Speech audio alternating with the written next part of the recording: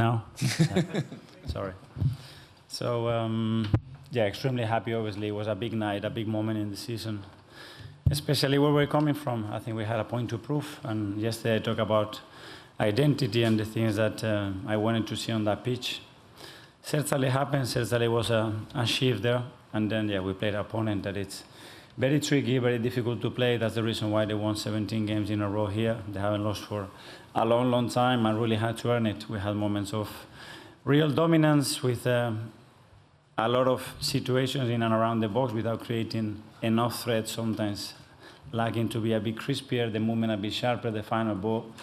But we took the game where we wanted. But after saying that, we knew as well that it's a team extremely dangerous when they have a space to run, and they have two situations when David had to intervene in a brilliant way. And then, again, the story of the season, the finishes come in when the most important part of the game is about to happen, and they make the difference for us to go and win it. Tom, for London. Hi, Mikel. Your team's got 38 goal involvements from players that have come off the bench, which is the most of any team in Europe's top 5 leagues this season. You talk a lot about your finishers in games. Tonight, Kai was that player for you.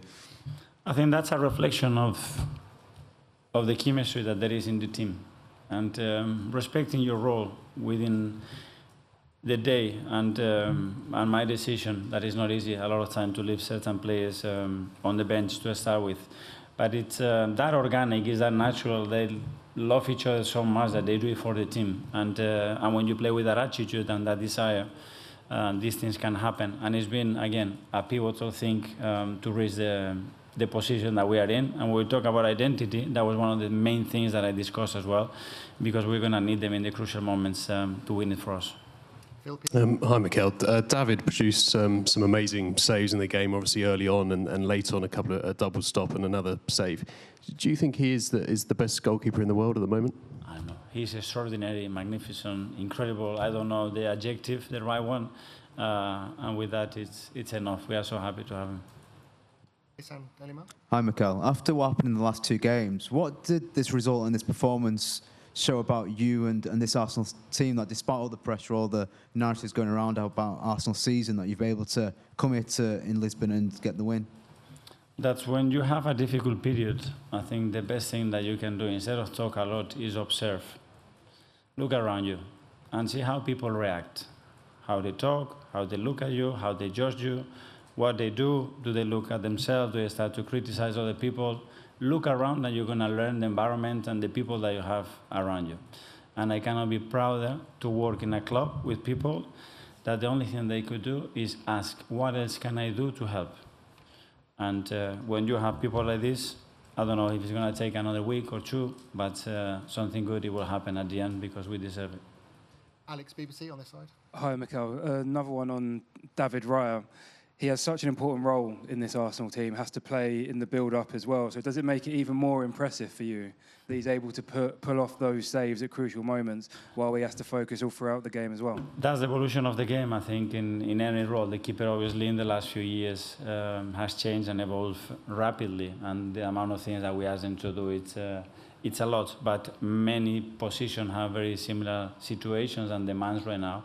And the players have to adapt to that. And when you have, apart from the qualities of David, the courage, the will to do certain things, that's when you can reach another level. Matt from the Standard on this side. Hi, Mikel. Kai's obviously got a history of stepping up when it matters most in this competition. How much is he someone you rely on in these big matches? A lot, because he's done it, as you said. He's lifted, he's been part of something, and that's a really important thing to have in and around the team. And today he was ready. I could see from the disappointment of the other day that he wanted to play immediately, and the action of the goal, both from Gavi and him, is fabulous. Amy up there.